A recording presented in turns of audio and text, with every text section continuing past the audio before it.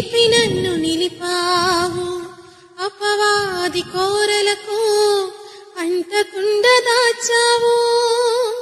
నీ రెక్కల నీడలే నాకాశ్రయ దుర్గము, ఏ కీడు నా దరికి రాకుండా నీ కృపను తోడుంచుమా. నీ పాదాల చెంతని నే పరవశించాలని, నాయువున్నంత వరకు నీతోనే గడపాలని. నీ దయలో నేనున్నా ఇంతకాలం, నీ కృపలో దాచినావు గతకాలం.